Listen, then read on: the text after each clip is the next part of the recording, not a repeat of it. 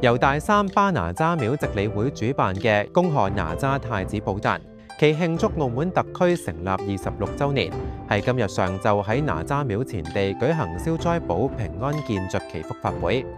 相鄰系列活動喺6月7日至13日期間舉行，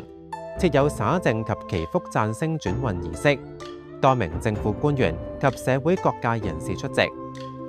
祈願風調雨順、國泰民安、社會和諧、家庭幸福，希望進一步弘揚傳統文化，宣揚哪吒文化順俗。